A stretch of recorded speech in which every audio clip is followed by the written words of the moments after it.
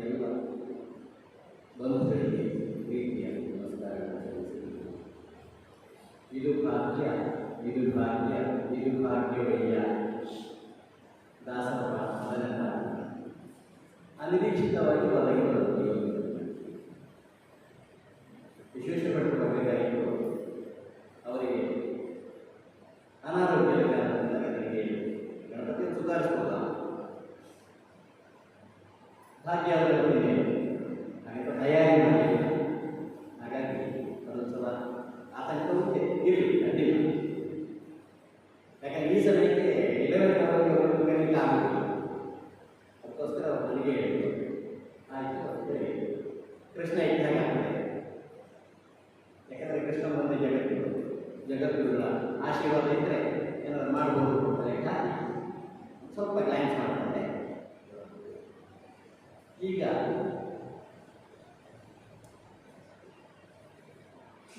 ಮುಖ್ಯ ಅತಿಥಿಗಳಾಗಿ ಯಾರು ಬಂದದ್ದು ಅಂತ ನಮ್ಗೆ ಗೊತ್ತಾಗಲಿಲ್ಲ. ಅವರ ಹೆಸರು ನಿರೀಕ್ಷ. ಅವರು ಹೇಳಿದ್ರು ಹುಡುಗಿ ಹಾಕಿದ್ದಾರೆ, ಅವರು CA ಮಾಡಿದ್ದಾರೆ, ಚಾರ್ಟರ್ಡ್ ಅಕೌಂಟೆಂಟ್ ಅಂದಾಜ ಆಗಿದ್ದಾರೆ. ಮಾತಾಡ್ತಾರೆ ಇರಲಿ, ಅದು ಅವರು ನಿರೀಕ್ಷ. ನನಗೆ ಇವತ್ತು ಉಪನ್ಯಾಸ ನಿರೀಕ್ಷೆ. ಅವರ ಅಧ್ಯಕ್ಷರು ನನಗೆ ಉಪನ್ಯಾಸಕ್ಕೆ ಅವಕಾಶ ಇರಲಿ. ಗೀತೆ ಹೇಳಿದರು, ಅನುಮಾನವು ಸಾಲ. ಇವತ್ತು ಅದೇ ಭಾಗ ಅನುಮಾನವು ಸಾಲ. 4ನೇ ಅಧ್ಯಾಯ. ಈ 4ನೇ ಅಧ್ಯಾಯ ಜ್ಞಾನಯೋಗ. ಜ್ಞಾನಯೋಗದಲ್ಲಿ ಅರ್ಜುನ ಕೇಳ್ತಾನೆ, ಅಲ್ಲಯ್ಯ ಕೃಷ್ಣ, ನೀನು ಇದನ್ನು ಮೊದಲು ಸೂರ್ಯನಿಗೆ ಹೇಳಿದೆ, ಇಕ್ಷ್ವಾಕಿಗೆ ಹೇಳಿದೆ, ಅವರನ್ನು ಯಾವಾಗ ನಾನು ಎಂದಿನವರು ಅವರಿದ್ದ ಕಾಲ ಯಾವುದು, ನೀನಿರುವ ಕಾಲ ಯಾವುದಯ್ಯ? ನಾನೀಗ ಒಟ್ಟಿಗೆ ಒಡನಾಡಿಗಳು ನನಗೆ ಸ್ವಲ್ಪ ತಿಳ್ಕೊಂಡೆ. ಹಾಗಿರುವಾಗ ನೀನು ಆ ಕಾಲದಲ್ಲಿ ಹೇಳಿದೆ ಅಂದರೆ ಅನುಮಾನ. ಈ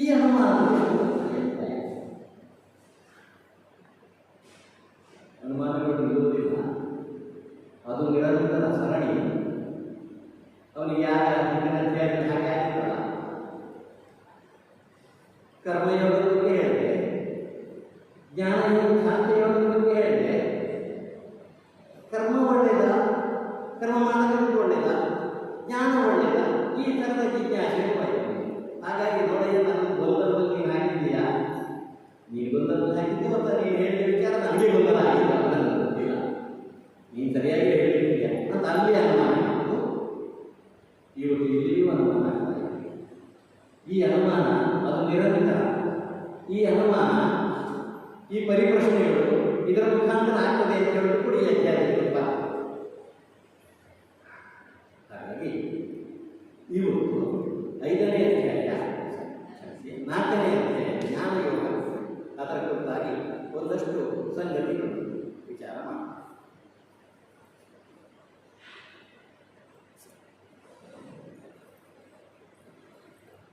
ಈ ವಿಚಾರವನ್ನು ನಾನು ವಿವಸ್ವಂತರಿಗೆ ಹೇಳಿದ್ದೆ. ಇಮಂ ವಿವಸ್ವತೆ ಯೋಗಂ ಪ್ರೋಕ್ತವಾನಃ ಭವೇಯಂ. ವಿವಸ್ವಾನ್ ಮನವೇ ಪ್ರಾಹ ಮನುರಿಕ್ಷಾಣವೇ. ವಿವಸ್ವಂತ ಮನುವಿಗೆ ಹೇಳಿದ, ಮನು ಇಕ್ಷಾಕುವಿಗೆ ಹೇಳಿದ. ಇಲ್ಲಿಯೇ ಪ್ರಶ್ನೆ. ನಾನು ವಿವಸ್ವಂತನಿಗೆ ಹೇಳಿದೆ, ವಿವಸ್ವಂತ ಮನುವಿಗೆ ಹೇಳಿದ, ಮನು ಇಕ್ಷಾಕುವಿಗೆ ಹೇಳಿದ.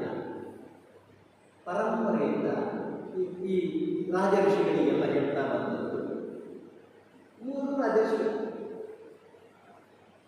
ಕೃಷ್ಣ ಹೇಳಿದ ಅಂದರೆ ಅವರು ಯಾವ ಕಾಲದಲ್ಲಿ ಗೊತ್ತಿದ್ದರು? ಏವಂ ಪರಂಪರಾ ಪ್ರಾಪ್ತಂ ಇವಂ ರಾಜರ್ಷಯೋ ಸಕಾಲೇ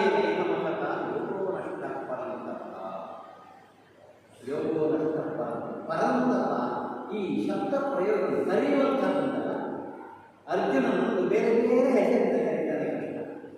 ಆ ಕರೆಯುವ ವಿಷಯದಲ್ಲೂ ಕೂಡ ಅರ್ಥ ಇದೆ ಅಂತಾರೆ ಬಲ್ಲವರು. ಶತ್ರುರಾಜಗಳನ್ನು ತಪ್ಪಿಸಬಲ್ಲ ನೋಡಿ, ಆ ಎಚ್ಚರಿಸುವ ಬಗ್ಗೆ ನೋಡಿ. ಅವನು ಇವತ್ತೀಗ ನಷ್ಟ ಹೊಂದಿದ್ದಾನೆ, ಧೈರ್ಯವನ್ನು, ಅಧೈರ್ಯ, ಸಂಶಯಗಳು, ಗೊಂದಲಗಳು ಎಲ್ಲ ಜೀವನದಲ್ಲ ಕೈಯಲ್ಲಿ ಗಾಡಿಗಳ ನಡುಗಿ ಕೆಳಗಿಟ್ಟಿರ್ತಾನೆ. ಎಂತ ಮಾಡುವುದು? ಈ ಸ್ಥಿತಿಯಲ್ಲಿರುವವನು ನೀನು ಹೀಗೆ ಆಗಬಾರದು, ನೀನು ಪರಂತಪ ಅಂತ ಎಚ್ಚರಿಕೆ. ಯಾಕೆ ಶತ್ರುಗಳು ಸಂತಾನಗಳು ನೀನು ಹೀಗೆ ಆಗಬಾರದು ಅಂತ ಅರ್ಥ. ಏನೇ ಹೇಳಿ, ನೀನು ನಿನ್ನ ಶಕ್ತಿ ನಷ್ಟವಾಯಿತು ಅಂತ ಭಾವಿಸಿಕೊಂಡಿದ್ದೀಯ, ನಷ್ಟ ಆಗಲಿಲ್ಲ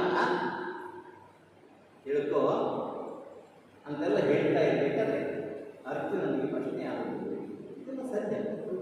ನೀನು ನನ್ನ ಒಡನಾಡಿ, ನೀಚೆನವ, ವಸುದೇವನ ಮನೆಯಲ್ಲಿ ಜನಿಸಿದವ, ಅಪರಂ ಭವತೋ ಜನ್ಮ ಪರಜನ್ಮ ವಿವಸ್ವತಃ ಕಥಮೇತ ವಿಜಾನೀಯಂ ಮಾನವನಿದ್ದೀ. ನೀನು ಮೊದಲು ಹೇಳಿದೆ ಅವರಿಗೆ ಅಂತ ಹೇಳಿದ್ರೆ ಇದನ್ನು ನಾನು ಹೇಗೆ ನಂಬುವುದು? ಇದನ್ನು ನಾನು ಹೇಗೆ ನಂಬಲಿಕ್ಕೆ ಆಗ್ತದ? ನೋಡಿ, ಇದು ನಿಮ್ಮ ಸಾಮಾನ್ಯರ ಪ್ರಶ್ನೆ. ಅರ್ಜುನನಿಗೆ ಈ ಪ್ರಶ್ನೆ ಬಂತು. ಯಾಕೆ ಬಂತು ಅಂತಂದ್ರೆ ಕೃಷ್ಣ ಹೇಳ್ತಾನೆ, ನೋಡಯ್ಯ ಅರ್ಜುನ, ನಾನು ನಿನ್ನ ಒಡನಾಡಿ, ನಿನ್ನೊಟ್ಟಿಗೆ ಹುಟ್ಟಿದ, ನೀನು ನನ್ನ ಒಡನಾಡಿ, ನೀನು ನನ್ನೊಟ್ಟಿಗೆ ಹುಟ್ಟಿದವ ಇವತ್ತಲ್ಲ. ಬಹೂನಿ ಮೇ ವ್ಯತೀತಾನಿ ಜನ್ಮಾನಿ ತವ ಅರ್ಜುನ ತಾನ್ಯಹಂ ವೇದ ಸರ್ವಾಣಿ ನತ್ವಂ ವೇತ್ತ ಪರಂತಪ.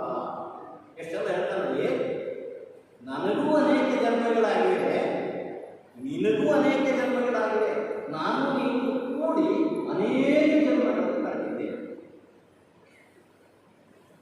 ಸಹಸ್ರ ಕೋಟಿ ಬಂದದ್ದು ನರನಾರಾಯಣನಲ್ಲಿ ಕೇಳಿದ್ದೇವೆ ನಾವು. 1000 ಜನ್ಮಗಳನ್ನು ಕಲ್ಕೊಂಡಿದ್ದಾರೆ ಅಂತ ಕೇಳಿದ್ದೇವೆ. ಅದನ್ನು ನೆನಪಿಸಿಕೊಳ್ಳಬಹುದು ಕಣ್ಣಲ್ಲಿ. ನಾನು ನೀನು ಒಡನೆ ಜೊತೆಗೂಡಿ ಬಹಳ ಜನ್ಮಗಳು ಕಲಿತೀವಿ. ಆದರೆ ನಿನಗೆ ನೆನಪಿಲ್ಲ, ನನಗೆ ನೆನಪಿಲ್ಲ. ಇಷ್ಟೇ ವ್ಯತ್ಯಾಸ. ನನಗೆ ನೆನಪಿದೆ, ನಿನಗೆ ನೆನಪಿಲ್ಲ.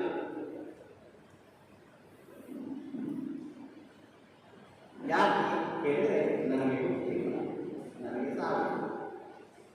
ನೋಡಿ, ನಾವು ಹುಟ್ಟಿದ್ದೇವೆ ಅಂದರೆ ಹೇಗೆ, ಯಾಕಾಗಿ? ಕೃಷ್ಣ ಹುಟ್ಟಿದ್ದು ಗೊತ್ತುಂಟಲ್ಲ. ಇದು ನಿಮ್ಮ ಸಾಮಾನ್ಯರ ಪ್ರಶ್ನೆ, ಹತ್ತಿರವಾಯಿತು ಬಂದದ್ದು. ಈಗ ಅರ್ಜುನನಿಗೆ ಕೃಷ್ಣ ಹೇಳ್ತಾನೆ, ನಾನು ಹುಟ್ಟಿದ್ದೇನೆ, ಹುಟ್ಟಿಲ್ಲ ಅಂದ್ರೆ ಹುಟ್ಟಿದ್ದೇನೆ. ನಾನು ಮಾಡಿಲ್ಲ, ಉಪದೇಶ ಮಾಡಿಲ್ಲ, ನಾನು ಕಥೆ ಹೇಳಿಲ್ಲ, ಆದರೂ ಹೇಳಿದ್ದೇನೆ. ಇದು ಕೃಷ್ಣ ಹೇಳಬಹುದು ಅಥವಾ ನಾವು ನೀವು ಹೇಳಿಲ್ಲ. ಅದಕ್ಕೆ ಯಾಕೆ ಹುಟ್ಟಿದ್ದು ಹಾಗಾದ್ರೆ, ನಾನು ಯದಾ ಯದಾ ಧರ್ಮಸ್ಯ ಗ್ಲಾನಿರ್ಭವತಿ ಭಾರತ ಅಭ್ಯುತ್ಥಾನಂ ಅಧರ್ಮಸ್ಯ ತದಾತ್ಮಾನಂ. ನಾನು ಹುಟ್ಟಿದ್ದು ಯಾಕೆ ಅಂತಂದರೆ, ಈ ಪ್ರಪಂಚದಲ್ಲಿ ಹಿಂಸೆ ತಾಂಡವವಾಗ್ತದೆ, ಧರ್ಮ ನಷ್ಟವಾಗ್ತದೆ. ಯಾವಾಗ ಪ್ರಪಂಚದಲ್ಲಿ ಧರ್ಮ ನಷ್ಟವಾಗ್ತದೋ, ಧರ್ಮಕ್ಕೆ ಹಾನಿ ಉಂಟಾಗ್ತದೋ, ಧರ್ಮಕ್ಕೆ ಗ್ಲಾನಿ ಉಂಟಾಗ್ತದೋ, ಆವತ್ತು ಆ ಧರ್ಮವನ್ನು ಉದ್ಧರಿಸುವುದಕ್ಕೆ, ಆ ಮೂಲಕ ಸಮಾಜವನ್ನು ಉದ್ಧರಿಸುವುದಕ್ಕೆ ನಾನು ಅವತರಿಸಿಕೊಳ್ತೇನೆ. ಹಾಗಾಗಿ ನಾನು ಹುಟ್ಟಿದ್ದು. ಯಾಕೆ ಹುಟ್ಟಿದ್ದು ಅಂತ ಸ್ಪಷ್ಟಪಡಿಸಿ ಹೇಳ್ತಾನೆ. ಅದಕ್ಕೂ ಕಾರಣ, ಹುಟ್ಟಿದ ಕಾರಣ ಏನು? ಪರಿತ್ರಾಣಾಯ ಸಾಧೂನಾಂ ವಿನಾಶಾಯ ಚ ದುಷ್ಕೃತಾಂ ಧರ್ಮ ಸಂಸ್ಥಾಪನಾರ್ಥಾಯ ಸಂಭವಾಮಿ ಯುಗೇ ಯುಗೇ. ಯಾಕೆ ಹುಟ್ಟಿದ ನಾನು ಅಂದರೆ ಸಾಧುಗಳ ಸಂರಕ್ಷಣೆಗೆ, ಸಜ್ಜನರ ರಕ್ಷಣೆಗೆ. ಬರೀ ಸಜ್ಜನರ ರಕ್ಷಣೆ ಮಾತ್ರ ಅಲ್ಲ, ದುರ್ಜನರ ಶಿಕ್ಷೆಗೂ ಕೂಡ. ರಕ್ಷಣೆ ಮತ್ತು ಶಿಕ್ಷೆ ಇದೆರಡೂ ಮಾಡುವುದಕ್ಕಾಗಿ ಇದೆರಡೂ ನನ್ನ ಕರ್ತವ್ಯ. ಅದಕ್ಕಾಗಿ ನಾನು ಅವತರಿಸಿ ಬರ್ತೇನೆ. ಯುಗ ಯುಗದಲ್ಲಿ ಅವತರಿಸುತ್ತೇನೆ. ಧರ್ಮ ಸಂಸ್ಥಾಪನಾರ್ಥಾಯ ಸಂಭವಾಮಿ ಯುಗೇ ಯುಗೇ. ಯುಗ ಯುಗದಲ್ಲಿ ಅವತರಿಸ್ತಾರೆ. ಯುಗ ಯುಗದಲ್ಲಿ ಅಂತ ಹೇಳಿದ್ರೆ ಯುಗದಲ್ಲಿ ಒಂದೇ ಅವತಾರ ಖಂಡಿತ ಎಷ್ಟು ಅವತಾರ ಆಗ್ಬೋದು. ಯಾಕಂದ್ರೆ ನಾವು ಗಮನಿಸುವುದು ಮಂತ್ರ ಪರ್ವತ ಮುಳುಗು ಹೋಗಿಯೇ ಪೂರ್ವನಾಗಿ ಬಂದ ಇಲ್ಲಿ ಅದೇ ಯುಗದಲ್ಲೇ. ಆಮೇಲೆ ಅಮೃತ ಬಂದಾಗ ಮೋಹಿನಿ ಆಗಿ ಬಂದ ಅವತಾರ ಬೇರೆ ಬೇರೆ ಆಗಿದೆ. ಹೀಗೆ ಸಾಕಷ್ಟು ಒಂದೇ ಯುಗದಲ್ಲಿ ಹಲವು ಅವತಾರಗಳಾಗಿ ಬರ್ತಾರೆ. ಯಾಕೆಂದ್ರೆ ಆಯಾ ಸಂದರ್ಭದಲ್ಲಿ ಅಧರ್ಮ ತಾಂಡವವಾದ ಹೊತ್ತಿಗೆ ಪರಿತ್ರಾಣಾಯ ಸಾಧೂನಾ ವಿನಾಶಾಯ ವಿದುರನ ಕರ್ಮ ಅದಕ್ಕಾಗಿ ಬರ್ತೇನೆ. ಲೋಕದಲ್ಲಿ ಧರ್ಮ ಸಂಸ್ಥಾಪನೆಗಾಗಿ ಬರ್ತಾ ಇದ್ದೇನೆ. ಧರ್ಮಕ್ಕೆ ನಾಶವಿರುವಾಗ ಅದನ್ನು ಅಧರ್ಮಿಗಳನ್ನು ಶಿಕ್ಷಿಸಬೇಕು, ಸದ್ಧರ್ಮ ನಿರಂತರವನ್ನು ರಕ್ಷಿಸಬೇಕು. ಈ ಕಾರಣಕ್ಕಾಗಿ ಹೊರತು ಬೇರೆ ಯಾವುದೇ ಸಾಧನೆ ಕಾಪಾಡಬೇಕು. ಹೇಳ್ತಾನ ಯಾವಾಗ ಇದ್ದದ್ದಲ್ಲಿ ಇದ್ದ ಹಾಗೆ ತಿಳ್ಕೊಳ್ತಾನ ಅವನಿಗೆ ಜನ್ಮ ಇಲ್ಲ. ಈಗ ನೀನು ಗೊತ್ತುಂಟಲ್ಲ ನೀನೆಂತಹವ ಅದು ಹೇಳ್ತಾನೆ. ನನ್ನೊಟ್ಟಿಗೆ ಹುಟ್ಟಿದ್ದೆ ನನ್ನೊಟ್ಟಿಗೆ ಒಡನಾಡಿದ್ದೆ, ನಿನಗೆ ನೆನಪಿಲ್ಲ. ಆದರೆ ನೀನು ಏನು ಸಾಧನೆ ಮಾಡಿದ್ದೀಯಾ, ಆ ಸಾಧನೆ ಮಾಡಿದ ಕಾರಣದಿಂದಾಗಿ ಇಂಥ ಮನೆಗೆ ಹುಟ್ಟಿದ್ದೀಯಾ.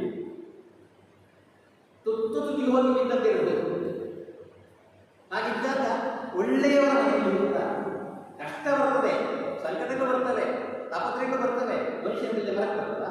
ಆದರೆ ಅಲ್ಲಿ ಸಾಧನೆ ಮಾಡಲು ಅವಕಾಶ ಇರುತ್ತೆ.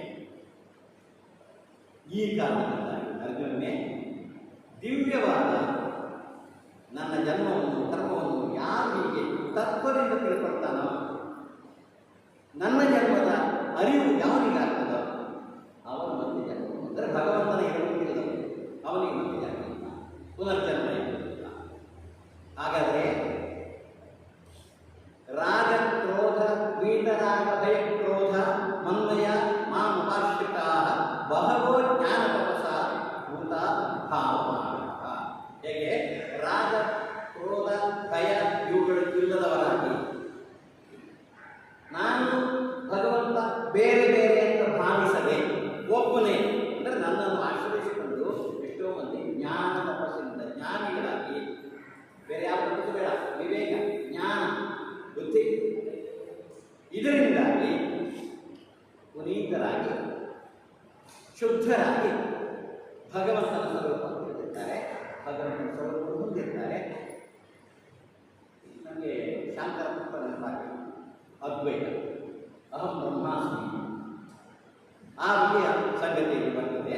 ಅಂದರೆ ಸಾಧುಗಳನ್ನು ಕಾಪಾಡುವುದು ಭಗವಂತನ ಕ್ರಿಯೆ, ಅದು ಅಗತ್ಯ ಮಾಡ್ತಾನೆ ಭಗವಂತನ. ಹಾಗೆ ಆ ಸಾಧುಗಳು ಕಾಪಾಡಿಕೊಳ್ಳಲ್ಪಟ್ಟಂತಹವರು ಕೂಡ ಇದ್ದಾರಲ್ಲ, ಅವರು ಮತ್ತೆ ಜನ್ಮವನ್ನು ಹೊಂದುವುದಿಲ್ಲ, ಭಗವಂತನನ್ನು ತಿಳಿದವರು ಮತ್ತೆ ಜನ್ಮವನ್ನು ಹೊಂದುವುದಿಲ್ಲ ಅಂತ ಇರಲಿ. ಮುಂದೆ ನೋಡುವ ಯೇ ಯಥಾ ಮಾಂ ಪ್ರಪದ್ಯಂತೆ ತಾಂ ತಥೈವ ಭಜಾಮ್ಯಹಂ ಮಮ ವರ್ಮಾನ್ ವರ್ತಂತೆ ಮನುಷ್ಯ ಪಾರ್ಥ ಸರ್ವಶಃ. ಭಗವಂತನಿಗೆ ರಾಗದ್ವೇಷ, ಅವನಿಗೆ ಯಾರು ಒಳ್ಳೆಯವರು ಯಾರು ಕೆಟ್ಟವರು, ಒಳ್ಳೆಯವರಿಗೆ ಒಳ್ಳೆಯದು ಮಾಡೋದು ಕೆಟ್ಟವರಿಗೆ ಕೆಟ್ಟದ್ದು ಮಾಡೋದು ಅನ್ನೋದಿಲ್ಲ. ಯಾರು ಅವತಾರ ಪುರುಷನಾಗಿ ಬಂದಿದ್ದಾನೋ ಅವನ ಕೆಲಸ. ದೇವರಿಗೆ ಹಾಗಿಲ್ಲ. ಅವನೇನು ಮಾಡ್ತಾನೆ, ಕೆಟ್ಟವನು ತಪಸ್ಸು ಮಾಡಿ ಹೊರ ಕೇಳಿದ್ರು ಹೊರಕೊಡ್ತಾನೆ, ಒಳ್ಳೆಯವರು ತಪಸ್ಸು ಮಾಡಿ ಹೊರ ಕೇಳಿದ್ರು ಹೊರಕೊಡ್ತಾನೆ. ಅದರದ್ದೇ ತೊಂದರೆಯಿಂದಾಗಿ ಧರ್ಮ ನಷ್ಟವಾಗಿ ಅಧರ್ಮ ತಾಂಡವವಾಡುವಂಥದ್ದು. ಈ ರಾಕ್ಷಸರ ಕಥೆಗಳೆಲ್ಲ ಹಾಗಿರ್ತಾನೆ. ಹಿಂದೆ ನೋಡಿದ್ದೇವೆ, ಅವರು ಕೇಳುವಂತಹ ಅವರು ತಪಸ್ಸು ಮಾಡ್ತಾರೆ, ಭಗವಂತನ ಹೋಲಿಸ್ತಾರೆ, ಹೋಲಿಸಿ ಕೇಳುವ ವಿಷಯ ಕೇಳುವ ವರ ಯಾವಾಗ ತಮಗೆ ಸಾವಿರಬಾರ್ದು, ಹಗಲೊತ್ತು ಸಾವಾಗಬಾರ್ದು, ಪ್ರತಿಯೊಂದು ಸಾವಾಗಬಾರ್ದು, ಮನುಷ್ಯರು ಬರಬಾರ್ದು. ಈ ಬಗೆಯ ವಿಚಿತ್ರವಾದಂತಹ ವರಗಳನ್ನು ಹಾಗಾಗಿ ಅದನ್ನು ತಾಂಡವವಾಡಲಿಕ್ಕೆ ಶುರುವಾಗ್ತದೆ. ನೋಡಿ ಅದಕ್ಕೆ ಹೇಗೆಲ್ಲ ಹೋಗ್ತದೆ ಕಥೆ ಅಂತಂದರೆ, ಈ ರೀತಿಯ ಕಾರಣದಿಂದಾಗಿ ಅದು ಸೃಷ್ಟಿ ಯಾವುದು? ಸೃಷ್ಟಿ ಭಗವಂತನದ್ದೇ. ಒಳ್ಳೆಯ ಸೃಷ್ಟಿಯಾಗಿ ಕೆಟ್ಟ ಸೃಷ್ಟಿಯಾಗಿ ಎಲ್ಲವೂ. ಆದರೆ ಆ ಸೃಷ್ಟಿಗೆ ಅವರವರ ಕರ್ಮಫಲವೂ ಹೌದು, ಒಳ್ಳೆಯ ಕೆಟ್ಟದ್ದು ಕರ್ಮಫಲಗಳು ಹೌದು ಅಂತ ನೋಡಿದ್ದೇವೆ. ಏನೇ ಹೇಳಿ, ಕರ್ಮಗಳ ಸಿದ್ಧಿಯನ್ನು ಯಾರು ಬಯಸ್ತಾರ ಅವರು ದೇವತೆಗಳನ್ನು ಪೂಜಿಸುತ್ತಾರೆ. ಈ ವಿಷಯ ಅಷ್ಟೇ ನಾವು ಪೂಜೆ ಮಾಡ್ತೀವಿ. ಯಾಕೆ? ನಮ್ಮ ಕರ್ಮಫಲ ಸಿದ್ಧಿ ಆಗಿದೆ. ನಾವು ವಿದ್ಯಾಭ್ಯಾಸ, ಈಗ ನಾವು ವಿಷ್ಣು ಸಹಸ್ರನಾಮ ಪಠಣ ಮಾಡ್ತೇವೆ. ವಿಷ್ಣು ಸಹಸ್ರನಾಮ ಪಠಣದಲ್ಲಿ ಏನೇನು ಉಂಟು ಅಂತ ಅದರಲ್ಲಿ ಫಲಶ್ರುತಿ ಇರ್ತದೆ. ಫಲವನ್ನು ಬಯಸಿದ ಸೇವೆ ಅಂತ ಹೇಳುವಂಥ ಸಂಗತಿ ಬಂದಿದೆ ನಮಗೆ, ನಿಷ್ಕಾಮ ಕರ್ಮ ಅಂತ. ಆದರೆ ನಾವು ಫಲವನ್ನು ಬಯಸಿ ಕೇಳ್ತೇವೆ, ಸಕಾಮ ಪೂಜೆ ಮಾಡ್ತೇವೆ. ಯಾಕೆ ಪಠಣ ಮಾಡ್ತೇವೆ? ಹಾಗಾದರೂ ಆಗಲಿ, ಮಾಡದೇ ಇರುವುದರಿಂದ ಕಾಮ್ಯಕರ್ಮ ಒಳ್ಳೆಯದು ಅನ್ನುವುದನ್ನು ಹೇಳ್ತಾರೆ. ಇರಲಿ, ನಾವು ಫಲವನ್ನು ಬಯಸಿ ದೇವತೆಗಳನ್ನು ಪೂಜೆ ಮಾಡ್ತೇವೆ. ಈಗಲಷ್ಟೇ ಪ್ರಾರಂಭ ಮಾಡಬೇಕಾದ್ರೆ ನಾವು ಪ್ರಾರ್ಥನೆ ಮಾಡ್ತೀವಿ. ಯಾಕೆ? ಕಾರ್ಯಕ್ರಮ ಚೆನ್ನಾಗಿದ್ದೀವಿ, ಒಳ್ಳೆ ಮಾತಾಡ್ತೀವಿ, ಸರಸ್ವತಿ ಹೇಳ್ತೇವೆ. ಯಾಕೆ? ನನಗೆ ಒಳ್ಳೆ ಮಾತಾಡ್ತೀವಿ, ನನಗೆ ಆಶೀರ್ವಾದ ಮಾಡಿ, ನನ್ನ ನಾಲಿಗೆ ಅರ್ಥ ಮಾಡು, ಕೆಟ್ಟ ಮಾತಾಡಿಸಬೇಡ. ಇದು ಹಾಗಾಗಿ ಫಲವನ್ನು ಕರ್ಮದ ಸಿದ್ಧಿಯನ್ನು ಬಯಸಿದವರಾಗಿ ದೇವತೆಗಳನ್ನು ಪೂಜಿಸ್ತಾರೆ ಮನುಷ್ಯರು. ಹಾಗಾಗಿ ಕರ್ಮ ಸಿದ್ಧಿ ಬೇಗ ಆಗ್ತದೆ ಯೋಗದಲ್ಲಿ. ಅದಕ್ಕೋಸ್ಕರ ಮನುಷ್ಯರಿಗೆ ಕರ್ಮ ಮಾಡುವಂಥ ಅಧಿಕಾರ ಇದೆ, ಕರ್ಮ ಮಾಡುವುದಕ್ಕೆ ಅಧಿಕಾರ ಇದೆ. ಈ ಹೇಳೋದೆಲ್ಲ ಸಂಗತಿಗಳಷ್ಟೇ. ಜ್ಞಾನ ವಿಚಾರ ಹೇಳಿದರೆ ಅರ್ಜುನನ್ನು ಕರ್ಮದಲ್ಲಿ ತೊಡಗಿಸಿಕೊಳ್ಳುವುದಕ್ಕೆ ಬೇಕಾದ ಏನು ವಿಚಾರಗಳಿವೆ ಅವನ್ನೆಲ್ಲ ಹೇಳ್ತಾ ಇದ್ದಾನೆ. ಅವರವರು ಮಾಡತಕ್ಕಂಥ ಕೆಲಸ ಅವರವರಿಗೆ ಅಧಿಕಾರ ಏನಿದೆ ಅದನ್ನು ಮಾಡಲೇಬೇಕು. ಅಂದರೆ ನಿಮ್ಗೆ ಯಾರು ಹೇಳಿ ಅರ್ಜುನ ಒಬ್ಬ ಕ್ಷತ್ರಿಯ ರಾಜ, ಅವನ ಕರ್ತವ್ಯ ಆ ಕೆಲಸವನ್ನು ನೆನಪಿಸ್ಕೊಳ್ತಾ ಇದ್ದಾನೆ. ಅದರ ಬಗ್ಗೆ ಒಂದು ದೊಡ್ಡ ಸ್ಟೇಟ್ಮೆಂಟ್ ಕೊಟ್ಬಿಟ್ಟ. ಚಾತುರ್ವರ್ಣ್ಯಮಯ ಕೃಷ್ಣಂ ಗುಣಕರ್ಮ ವಿಭಾಗಶಃ. ಇದನ್ನೇ ಎಲ್ಲ ಟೀಕೆ ಮಾಡಲಿಕ್ಕೆ ಬಯಸ್ತಕ್ಕಂಥ ಒಂದು ಸಾಲು. ಚಾತುರ್ವರ್ಣ್ಯಮಯ ಕೃಷ್ಣಂ ಗುಣಕರ್ಮ ವಿಭಾಗಶಃ ತಸ್ಯ ಕರ್ತಾರಮಪಿ ಕರ್ತಾರಮಪಿ. ಗುಣಕರ್ಮಗಳಿಗೆ ತಕ್ಕ ಹಾಗೆ ನಾನೇ ಸೃಷ್ಟಿ ಮಾಡಿದೆ. ಚಾತುರ್ವರ್ಣ್ಯಗಳು ಬ್ರಾಹ್ಮಣ, ಕ್ಷತ್ರಿಯ, ವೈಶ್ಯ, ಶೂದ್ರ ಅನ್ನತಕ್ಕಂಥದ್ದು ಹುಟ್ಟಿನಿಂದ ಅಲ್ಲ, ಗುಣಕರ್ಮಗಳಿಗೆ ಅನುಗುಣವಾಗಿ ನಾನು ವಿಭಾಗ ಮಾಡಿದೆ, ಸೃಷ್ಟಿ ಮಾಡಿದೆ. ನಾನು ಸೃಷ್ಟಿ ಮಾಡಿದೆ, ನಾನು ಸೃಷ್ಟಿ ಮಾಡಿದ್ದೀವಿ ಇಲ್ಲ. ಇದು ಕೃಷ್ಣನ, ನಾನು ಸೃಷ್ಟಿ ಮಾಡಿದೆ, ನಾನು ಕರ್ತೃ ಹೌದು, ನಾನು ಕರ್ತೃ ಹೌದು. ಯಾಕಂದ್ರೆ ನಾನು ದೇವ. ಅಂದರೆ ಇದೆಲ್ಲ ದ್ವಂದ್ವ. ಈ ದ್ವಂದ್ವಗಳನ್ನು ನಾವು ಇಲ್ಲಿ ಕಾಣುತ್ತೇವೆ. ಅಂದರೆ ಅದು ಭಗವಂತ ಹೇಳಬಹುದು, ನಾವು ಹೇಳಲಿಕ್ಕಾಗ, ನಾವು ಹೇಳಿದ್ರೆ ಸುಳ್ಳ. ನಾನು ಮಾಡಲಿಲ್ಲ. ಹಾಗಾಗಿ ಅವತಾರ ಪುರುಷ ಅವನು ಹೇಳುತ್ತಾನೆ. ಯಾಕಂದ್ರೆ ಅವನಿಗೆ ಹುಟ್ಟಿಲ್ಲ, ಅವನಿಗೆ ಸಾವು ಇಲ್ಲ. ಹಾಗಾಗಿ ಅವನು ಹೇಳಿದ್ರೆ ನಡೀತದೆ. ಕರ್ತೃ ಅಂತ ನಾನು ಭಾವಿಸಿದ್ರೆ ನಿಜವಾಗಿ ನಾನು ಮಾಡುವುದೇ ಇಲ್ಲ. ಯಾಕಂದ್ರೆ ನಮಾಂ ಕರ್ಮಾಣಿ ಲಿಂಪಂತಿ ನಮೇ ಕರ್ಮಕರೇ ಸ್ಪೃಹ ಇತಿ ಮಾಂ ಯೋಗಿಜಾನಾತಿ ಕರ್ತವ್ಯನ ಸಂಪತ್ತೇ. ಕರ್ಮಗಳು ನನಗೆ ಅನುಕೂಲಿಲ್ಲ, ಕರ್ಮ ಫಲದಲ್ಲಿ ನನಗೆ ಆಸೆ ಇಲ್ಲ. ಯಾರು ನನ್ನನ್ನು ತಿಳಿದುಕೊಳ್ತಾನೋ ಅವನಿಗೆ ಈ ಕರ್ಮ ಬಂಧನ ಇಲ್ಲ. ಕರ್ಮ ಬಂಧನದಿಂದ ಮರುಜನ್ಮ ಪಡೆಯುವಂಥದ್ದಲ್ಲ, ಅದು ಇಲ್ಲ. ಹಾಗಾದರೆ ಎಷ್ಟೆಷ್ಟೋ ಮುಮುಕ್ಷುಗಳು ಕರ್ಮ ಮಾಡ್ತಿದ್ರಲ್ಲ, ಹಿಂದಿನವರು ಮಾಡಿದಂತಹ ಕರ್ಮ. ಹಾಗಾಗಿ ಚಿತ್ತಶುದ್ಧಿಗೆ ಕಾರಣವಾದಂತಹ ಕರ್ಮಗಳನ್ನು ಮಾಡಿಕೊಡುವಂಥದ್ದೇ. ಚಿತ್ತಶುದ್ಧಿಗೆ ಕಾರಣವಾದ ಪ್ರಸಿದ್ಧವಾದ ಕರ್ಮವನ್ನು ಮಾಡುವುದು, ನೀವು ಅದನ್ನೇ ಮಾಡುವುದು. ಹಾಗಾದರೆ ಏನು ಕರ್ಮ ಮಾಡುವುದು ಬೇರೆ ಹೇಳ್ತಾರೆ. ನಾನು ಮಾಡುವುದಿಲ್ಲ ಅಂತಂದ ಇದು ನೋಡಿ ಸಕಾರಾತ್ಮಕ. ಒಂದು ಹಾಲು ಕುಡಿಯುವುದಿಲ್ಲ, ಪಾಠ ಓದುವುದಿಲ್ಲ, ಹೋಮ್ವರ್ಕ್ ಮಾಡೋದಿಲ್ಲ ಅಂತ ಹಠ ಮಾಡಿದ್ರೆ ಪಾಠ ಮಾಡಿಸ್ಬೇಕು, ಪಾಠ ಬರಬೇಕು, ಹೋಮ್ವರ್ಕ್ ಮಾಡಿಸ್ಬೇಕು. ಅದಕ್ಕೆ ಎಲ್ಲಿ ಮಾಡಿಸುವಂಥ ಕೆಲಸ. ಈ ನಕಾರಾತ್ಮಕ ವಿಚಾರಗಳನ್ನೆಲ್ಲ ಹೊಡೆದೊಡಿಸಿ ಸಕಾರಾತ್ಮಕವಾಗಿ ಸ್ಪಂದಿಸುವಂಥ ಕೆಲಸ. ಆ ಕೆಲಸ ಆಗಬೇಕು, ಅದು ಮಾಡುವುದು ಮಗುವಿನ ಈ ಹೃದಯದಿಂದ ಭಗವಂತನು ಆ ಬಗೆಯಲ್ಲಿ ಏನು ಮಾಡುವುದಿಲ್ಲ ಅಂತ ಹೇಳ್ತಾ ಇದ್ದಾನಲ್ಲ, ಅವನ ಕೈಲಿ ಮಾಡಿಸುವಂತ ಸುಮ್ಮನೆ ಮಾಡೋದಿಲ್ಲ. ಹೀಗೆ ವಿಧ ವಿಧವಾಗಿ ಪರಿಪರಿಯಾಗಿ ಹೇಳಿ ಕೆಲಸ ಮಾಡಿಸ್ಬೇಕಾದ್ರೆ ಅದರಲ್ಲಿ ತಾಯಿ ಹೃದಯ ಆಗಬೇಕು ಅನ್ನೋದು ವಿಚಾರ. ಏನೇ ಇರಲಿ ಅದು ತಾಯಿ ಇರ್ಬೋದು, ತಂದೆ ಇರ್ಬೋದು, ತಾಯಿ ಹೃದಯ ಅಂತ ಹೇಳುವ ಬಗ್ಗೆ ಹಾಗೆ ಪ್ರೀತಿಯಿಂದ ಹೇಳುವುದು ಅಂತ. ಪ್ರೀತಿಯಿಂದ ಹೇಳಿದ್ರೆ ಕೇಳ್ತಾರೆ ಮಕ್ಕಳು, ಹೇಳಿಯೇ ಕೇಳ್ತಾರೆ ಅಂತ ನಾವು ಹೇಳಲಿಕ್ಕೆ ಆಗುವುದಿಲ್ಲ. ಅದಕ್ಕೆ ಹೇಳೋದು, ಎಡದ ಕೈಯಲ್ಲಿ ಹಾಲು ಕೊಟ್ಟರು ಬಲದ ಕೈಯಲ್ಲಿ ಗೋಧಿ ಗಟ್ಟಿಗೆ ಆವಾಗ ಬಲವನ್ನು ಪಡೆದು ಹಾಲು ಕುಡಿಸುವ ತಂದೆ. ಅಮ್ಮ ಅಂದರೆ ಪ್ರೀತಿ, ಅಪ್ಪ ಅಂದರೆ ಭೀತಿ ಅಂತ ಹೇಳ್ತಾರೆ.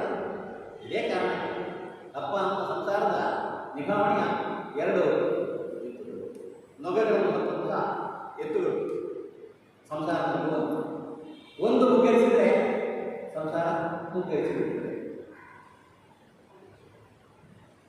ಹೀಗೆ ನಮಗೆ ಭಗವದ್ಗೀತೆಯಲ್ಲಿ ಬೇಕಾದ ಬಗ್ಗೆ ಮಾತಾಡಿಕೊಂಡು ಹೋಗಲಿಕ್ಕಾಗ್ತದೆ. ಬರೀ ಮಾತಾಡೋದಲ್ಲ, ಅದನ್ನು ಬದುಕಿ ಪೂರಕವಾದ ಸಂಗತಿಗಳು ಏನೇ ಕೆಲಸ ಮಾಡಲಿಕ್ಕೆ ಯಾರು ಮಾಡೋದಿಲ್ಲ ಅಂತ ಹೇಳ್ತಾನ, ಕೆಲಸ ಮಾಡು. ಅದನ್ನು ಕರ್ಮಯೋಗವಾಗಿ ಮಾಡು, ಕರ್ಮದೇವ ಅಂಟದ ಹಾಗೆ ಮಾಡು. ಅರ್ಜುನ ಏನು ಮಾಡಬೇಕೀಗ? ಅವನಿಗೆ ಕರ್ಮದೇವ ಅಂಟದಾಗೆ ಮಾಡಬೇಕಾದ್ರೆ ಅವ್ನು ಯುದ್ಧ ಮಾಡಲೇಬೇಕು. ಅವನು ಬಂದು ನಿಂತದ್ದು ಯುದ್ಧರಂಗದಲ್ಲಿ. ಈಗ 11 ಲಕ್ಷ ಸೇನೆ ಎದುರಿಗೆ ಅವನು ಶಸ್ತ್ರಾಸ್ತ್ರವನ್ನು ಪಡ್ಕೊಂಡಾಗಿದೆ. ಅದಕ್ಕೆ ತನ್ನ ಬಡವಳಿಯಾಗಿ ಇನ್ನೊಂದಷ್ಟು ಶಸ್ತ್ರಾಸ್ತ್ರವನ್ನು ಪಡ್ಕೊಂಡಿದ್ದಾನೆ. ಎಷ್ಟು ವರ್ಷ ತಪಸ್ಸು ಮಾಡಿದ್ದಾನೆ, ಎಷ್ಟು ವರ್ಷ ತಯಾರು ಮಾಡಿದ್ದಾನೆ. ಇಷ್ಟೆಲ್ಲ ಈ ಸಂದರ್ಭದಲ್ಲಿ ನಾನು ಯುದ್ಧ ಮಾಡೋದಿಲ್ಲ ಅಂತ ಹೇಳಿದ್ರೆ ಹೇಗೆ? ಹಾಗಾಗಿ ಯುದ್ಧ ಮಾಡುವಂಥ ಹಿಂಸೆಯನ್ನು ಪ್ರೇರೇಪಿಸುವಂಥ ಕೆಲಸ ಅಲ್ಲ ಭಗವದ್ಗೀತೆಯಲ್ಲಿ. ಕರ್ತವ್ಯ ಮಾಡೋದು. ನೀನು ಕರ್ತವ್ಯ ವಿಮುಖನಾಗಿದ್ದೀಯಾ, ವಿಮುಖನಾದ ಆದ ಕರ್ತವ್ಯಕ್ಕೆ ಅಭಿಮುಖವಾಗಿ ಮಾಡುವಂಥ ಕೆಲಸ ಇದು ಕೃಷ್ಣನದ್ದು. ಈ ಹಿನ್ನೆಲೆಯಲ್ಲಿ ಅವನು ಕರ್ತವ್ಯವನ್ನು ಮಾಡು ಅಂತ ಎಚ್ಚರಿಸ್ತಾ ಇದ್ದಾನೆ. ಅದಕ್ಕೆ ಮುಮುಕ್ಷುಗಳ ದೃಷ್ಟಾಂತಗಳನ್ನು ಕೊಡ್ತಾನೆ, ತನ್ನ ಅವತಾರದ ಬಗೆಯನ್ನು ಹೇಳ್ತಾನೆ, ನಾನು ನೀನು ಒಂದೇ ಅಂತ ಹೇಳ್ತಾನೆ.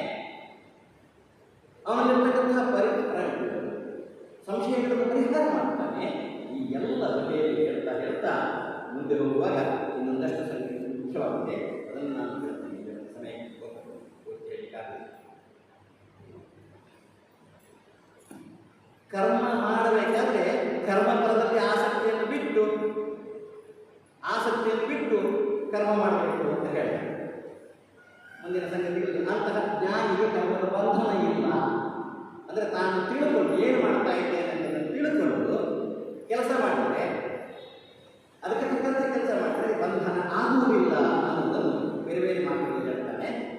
ಲಾಭ ನಷ್ಟ ಇತ್ಯಾದಿಗಳನ್ನು ಬಿಟ್ಟುಬಿಡಿ ಅಂತ ಹೇಳ್ತಾನೆ. ಮುಂದೆ ಹೋಗಬೇಕಾದ್ರೆ ನೋಡಿ, ಇಲ್ಲಿ ಜ್ಞಾನವನ್ನು ಪಡೆಯುವ ಬಗೆ ಹೇಗೆ ಅಂತ ಹೇಳ್ತಾನೆ. ಜ್ಞಾನದ ಸ್ತುತಿ ಮಾಡ್ತಾನೆ. ಜ್ಞಾನ ಎಲ್ಲಕ್ಕಿಂತ ಮುಖ್ಯ ಅಂತ ಹೇಳ್ತಾನೆ. ಆ ಜ್ಞಾನವನ್ನು ಪಡೆಯುವುದು ಹೇಗೆ? ಯುಕ್ತಾಯುಕ್ತ ವಿವೇಕವನ್ನು ಪಡೆಯುವ ಬಗೆ ಹೇಗೆ? ಅದಕ್ಕೆ ತದ್ವಿಧಿ ಪ್ರಣಿಪಾತೇನ ಪರಿಪ್ರಶ್ನೇನ ಸೇವಯ ಉಪದೇಶ್ಯಂತೆ ಜ್ಞಾನಂ ಜ್ಞಾನ ತತ್ವದರ್ಶನ. ಅಂದರೆ ಜ್ಞಾನವನ್ನು ಪಡೆಯುವ ಬಗೆ ಹೇಗೆ? ಪ್ರಣಿಪಾತ ಗುರುಗಳಿಗೆ ಸಾಷ್ಟಾಂಗ ನಮಸ್ಕಾರ ಮಾಡಿ ಪರಿಪ್ರಶ್ನೆ, ತನ್ನ ಸಂದೇಹಗಳನ್ನು ಗುರುಗಳ ಪ್ರಶ್ನೆಗಳ ಮುಖಾಂತರ ಪ್ರಶ್ನೆ ಹಾಕಿ ಅದಕ್ಕೆ ಉತ್ತರಗಳನ್ನು ಪಡೆಯುವುದರ ಮುಖಾಂತರ ನೋಡಿ ಎಷ್ಟು ಬಗೆಯ ವಿದ್ಯಾರ್ಥಿ ವಿದ್ಯೆ ಕಲಿಯಲಿಕ್ಕೆ ಹೇಳೋದನ್ನು ಹೇಳ್ತಾರೆ. ಜೊತೆಗೆ ಗುರು ಸೇವೆ ಮಾಡುವ ಮುಖಾಂತರ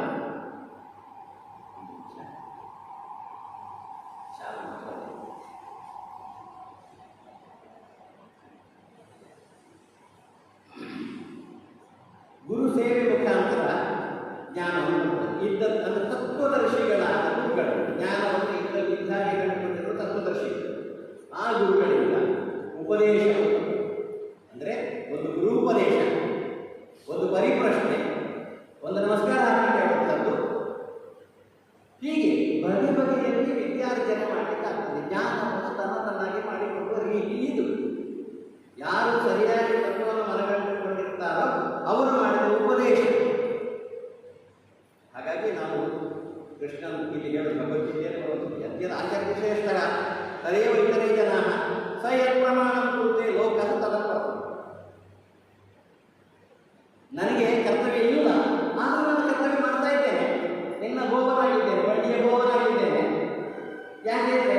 ಮಾಡಬೇಕು. ಜನಗಳಿಗೆ ಪಾಠ ನಮೇ ಪಾಠಾಸ್ತಿ ಕರ್ತವ್ಯಂ ಋಷಿಲೋಕೇಶು ಜನ ನಾನವಾಪ್ತಮವಾಪ್ತವ್ಯಂ ವರ್ತಯೇಕಂ. ಹಾಗಾಗಿ ಕೆಲಸ ಮಾಡ್ತೇನೆ, ನಾನು ಮಾಡ್ತೇನೆ, ಮಾಡಬೇಕಾದ ಅವಶ್ಯಕತೆ ಇಲ್ಲ. ಹಾಗಾಗಿ ನೀನು ಮಾಡಲೇಬೇಕಾದ ಮಾಡದಿದ್ದರೆ ತಪ್ಪಾಗ್ತದೆ. ಹೇಳೋ ಬಗೆ ಅದು. ನಾನು ಮಾಡಬೇಕಾಗಿಲ್ಲ, ಯಾರು ಕೇಳುವುದಿಲ್ಲ, ಆದರೂ ನಾನು ಮಾಡ್ತಾ ಇದ್ದೇನೆ. ಯಾಕಂದರೆ ಅದು ಲೋಕಕ್ಕೆ ಅದೊಂದು ಆದರ್ಶ. ಇದನ್ನು ಹೇಳೋದು ಗೊತ್ತಾ, ಬರೀ ಹೇಳ್ತಾನೆ, ಯಾಕಂದ್ರೆ ಅವನು ಈ ಬಗೆಗೆ ಅರ್ಜುನನನ್ನು ಪ್ರೇರೇಪಣೆ ಮಾಡ್ತಾನೆ. ಇದನ್ನು ತಿಳುಕೋ, ದ್ರವ್ಯಮಯವಾದ ಹೆಚ್ಚಕ್ಕಿಂತ ಜ್ಞಾನ ಹೆಚ್ಚು ಒಳ್ಳೆಯದು. ಜ್ಞಾನದಲ್ಲಿ ಎಲ್ಲ ಕರ್ಮ ಯಾವ ಅಡ್ಡಿಯಿಲ್ಲದೆ ಕೊನೆಗಾಣುತ್ತದೆ. ಈ ವಿಶೇಷವಾದ ಜ್ಞಾನವನ್ನು ಹೇಗೆ ತಿಳಿಯುವುದು ಅಂತ ನೋಡಿದೆವು ನಾವು. ಗುರುಗಳಿಗೆ ಅಡ್ಡ ಬೀಳುವುದು, ನಮಸ್ಕಾರ ಮಾಡುವುದು, ಪ್ರಶ್ನೆ ಹಾಕುವುದು, ಸೇವೆಯಿಂದ ಮತ್ತೆ ಉಪದೇಶದಿಂದ ತಿಳ್ಕೊಳ್ಳುವುದು. ಹೀಗೆ ತಿಳ್ಕೊಂಡ್ರೆ ಆ ವ್ಯಕ್ತಿ ಮತ್ತೆ ಮೋಹವನ್ನು ಹೊಂದಿಲ್ಲ, ಮೋಹ ಪರವಶನಾಗುವುದಿಲ್ಲ. ಬ್ರಹ್ಮನಿಂದ ಹಿಡಿದು ಸ್ಥಾವರದವರೆಗಿನ ಎಲ್ಲ ಪ್ರಾಣಿಗಳನ್ನು ಆತ್ಮನಲ್ಲಿ ಕಾಣುತ್ತಾಗಿದೆ. ಹಾಗಾದರೆ ಜ್ಞಾನದ ಹೆಚ್ಚುಗಾರಿಕೆ ಅಂತದ್ದು ಅಪಿಚೇದಸಿ ಪಾಪೇಭ್ಯ ಸರ್ವೇಭ್ಯ ಪಾಪಕೃತ್ತಮಃ ಸರ್ವಂ ಜ್ಞಾನಮವೇದೈವ ವ್ರಜನಂ ಸಂತರಿಷ್ಯಸಿ. ಎಲ್ಲ ಪಾಪಗಳಿಗಿಂತಲೂ ಹೆಚ್ಚು ಪಾಪ ಮಾಡಿದರೂ ಕೂಡ ಚಿಂತೆ ಮಾಡಬೇಕಾಗಿಲ್ಲ. ಆ ಪಾಪವನ್ನೆಲ್ಲವನ್ನು ಪಾಪದ ಸಮುದ್ರವೇ ಆದರೂ ಕೂಡ ಜ್ಞಾನವೆಂಬ ತೆಪ್ಪದಿಂದ ಏನಾಗ್ತದೆ. ಎಷ್ಟು ಚಂದದ ಮಾತಾಡಿದಲ್ಲಿ ಪಾಪದ ಸಮುದ್ರದಲ್ಲೇ ಬಿದ್ದಿದ್ದರೂ ಕೂಡ ಜ್ಞಾನಿಗೆ ಆ ಜ್ಞಾನದ ತೆಪ್ಪವನ್ನು ಬಳಸಿಕೊಂಡು ಪಾಪದ ಸಮುದ್ರವನ್ನು ಉತ್ತರಿಸಿ ಹೋಗಬಲ್ಲ. ಇದು ಜ್ಞಾನದ ಹಿರಿಮೆ. ಹಾಗಾಗಿ ಅದು ಇನ್ನೊಂದು ಉದಾಹರಣೆ. ಯಥೈನಾಂಸಿ ಸಮಿದ್ಧೋಗ್ನಿ ಭಸ್ಮಸಾತ್ಮತೆ ಜ್ಞಾನಾಗ್ನಿ ಸರ್ವಕರ್ಮಾಣಿ ಭಸ್ಮಸಾತ್ಮತೆ. ಒತ್ತಿಕೊಂಡ ಬೆಂಕಿಯ ಕಟ್ಟಿಗೆ ಇದ್ದಲ್ಲ, ಕಟ್ಟಿಗೆಯನ್ನು ಬೂದಿ ಮಾಡ್ತಾನೆ. ಹಾಗೆಯೇ ಜ್ಞಾನಾಗ್ನಿಯು ಕೂಡ ಕರ್ಮಗಳನ್ನು ಬೂದಿ ಮಾಡಿರುತ್ತದೆ. ಹಾಗಾಗಿ ಜ್ಞಾನ ತಿಳ್ಕೊಂಡು ಕೆಲಸ ಮಾಡಿ. ಬರೀ ಜ್ಞಾನ ವಿಚಾರ ಮಾಡ್ತಾ ಇಲ್ಲ. ಜ್ಞಾನ ಇರಲಿ, ಎಚ್ಚರ ಇರಲಿ, ವಿವೇಕ ಜಾಗೃತವಾಗಿ ಕೆಲಸ ಮಾಡಿ. ಸುಮ್ಮನೆ ಯಾಂತ್ರಿಕವಾಗಿ ಎಷ್ಟು ಎಚ್ಚರಿಕೆ ಹೇಳ್ತಾ ಇದ್ದಾರೆ ನೋಡಿ. ಜ್ಞಾನಕ್ಕೆ ಸದೃಶವಾದ ವಸ್ತುವೇ ನಹಿ ಜ್ಞಾನೇನ ಸದೃಶಂ ಪವಿತ್ರಂ ಇಹ ವಿದ್ಯತೆ ತತ್ಸ್ವಯಂ ಯೋಗ ಸಂಸಿದ್ಧ ಕಾಲೇನ. ಜ್ಞಾನಕ್ಕೆ ಸದೃಶವಾದ ಒಂದು ವಸ್ತು ಅಂದರೆ ಪ್ರಪಂಚದಲ್ಲಿ ಇಲ್ಲ. ಜ್ಞಾನವೇ ಶ್ರೇಷ್ಠ. ಬಹಿರಂಗದ ಉಪಾಯ ಕರ್ಮಯೋಗ, ಅಂತರಂಗದ ಉಪಾಯ ಸಮಾಧಿ ಯೋಗ, ಇದೆರಡರಿಂದ ಸಂಸ್ಕಾರವನ್ನು ಹೊಂದಿ ಜ್ಞಾನಕ್ಕೆ ಯೋಗ್ಯತೆಯನ್ನು ಹೊಂದಿದವನಾದರೆ ಕಾಲಾನುಕಾಲಕ್ಕೆ ತನ್ನಲ್ಲಿ ತಾನೇ ಜ್ಞಾನವನ್ನು ಕಂಡುಕೊಳ್ತಾನೆ. ಹಾಗಾಗಿ ಜ್ಞಾನಕ್ಕೆ ಸದೃಶವಾದದ್ದು ಬೇರೊಂದು ಇಲ್ಲ. ಅದಕ್ಕೆ ನಾನು ಬೆಂಕಿಯ ಉದಾಹರಣೆ ಕೊಟ್ಟ. ಪವಿತ್ರವಾದಂತಹ ಜ್ಞಾನ ಅದನ್ನು ನಮ್ಮ ಅಜ್ಞಾನಕ್ಕೆ ಗೊತ್ತಾಗ ಉಪಾಯ ಯಾವಾಗ್ತದೆ? ಶ್ರದ್ಧಾವಾಂಬೇ ಜ್ಞಾನ. ಈ ಜ್ಞಾನ ಬೆಳೆಸುವುದು ಹೇಗೆ? ಸುಮ್ಮನೆ ಬರ್ತಲ್ಲ, ಶ್ರದ್ಧೆ. ಅದಕ್ಕೆ ಮುಖ್ಯ ಬೇಕಾದ ಉಪಾಯ ಶ್ರದ್ಧೆ. ಸಾಧಿಸಿದರೆ ಸರಳ ಮೂಲಗಳು ಗಾದೆ ಮಾಡುವ ಹಾಗೆ ಶ್ರದ್ಧಾವಾಂಬೇ ಜ್ಞಾನ. ತತ್ಪರ ಸಂಯಮ ಶ್ರದ್ಧೆಯುಳ್ಳವನು ತತ್ಪರನು ಗುರುವಿನ ಬಳಿಗೆ ವಿನಯದಿಂದ ಹೋಗಿ ಸೇರಿ ಜ್ಞಾನವನ್ನು ಪಡೆಯುವುದಕ್ಕೆ ಸಾಧನ ಕುಶಲತೆಯುಳ್ಳವನು, ಜೊತೆಗೆ ಇಂದ್ರಿಯ ಸಂಯಮವುಳ್ಳವನು. ಸಂಯಮ ಏನಿದೆಯಲ್ಲ, ಜ್ಞಾನೋತ್ವ ಶಾಂತಿ ಅಚಿರೇಣ. ಜ್ಞಾನವನ್ನು ಬೇಗ ಪಡೆಯುತ್ತಾರೆ. ಯಾವಾಗ ಇಂದ್ರಿಯಗಳಲ್ಲಿ ಸಂಯಮವುಳ್ಳ, ಇದನ್ನು ನಿಗ್ರಹ ಮಾಡೋದು ಹೇಳ್ತಾ ಇಲ್ಲ. ಇಂದ್ರಿಯಗಳಲ್ಲಿ ಸಂಯಮವುಳ್ಳ, ಮನೋ ನಿಗ್ರಹವುಳ್ಳ. ಇಂದ್ರಿಯಗಳೆಲ್ಲ ಹೋಗಿ ಕೇಳೋದು ಮನಸ್ಸಿನ ಹತ್ರ. ಹಾಗಾಗಿ ಮನೋ ನಿಗ್ರಹ. ಇಂದ್ರಿಯಗಳನ್ನು ಅದು ಬಿಟ್ಟುಕೊಳ್ಳೆ, ಅದು ಬಿಟ್ಟ ಹೊತ್ತಿಗೆ ಸರಿ. ಅದು ಸ್ಪ್ರಿಂಗ್ ಓದ್ತಿ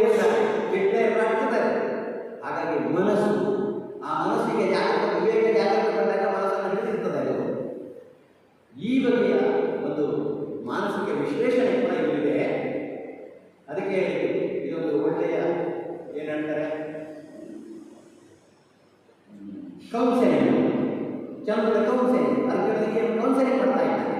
ಅವನ ಮಾನಸಿಕ ಕ್ಲೇಶವನ್ನು ತೊಡೆದು ಹಾಕುವುದಕ್ಕೆ ಮಾಡುವಂತಹ ಉಪಾಯ ಇರಲಿ. ಹಾಗಾದರೆ ಅಶ್ರದ್ಧದ ನಷ್ಟ ಸಂಶಯ ಮತ್ತೆ ಪದ ಸಂಶಯ ಹೊಟ್ಟಿದೆ. ಇಲ್ಲಿ ಯಾರು ಸಂಶಯವುಳ್ಳವನ ಶ್ರದ್ಧೆ ಇಲ್ಲದೆ ಸಂಶಯವನಾಗಿದ್ದರೆ ಅವನಿಗೆ ಜ್ಞಾನ ಬರುವುದಿಲ್ಲ, ಅವನು ನಾಶವಾಗಿ ಹೋಗ್ತಾನೆ. ಸಂಶಯ ಬರಬಾರದು ಅಂದರೆ ಎರಡರ್ಥ ಆಗಿದೆ.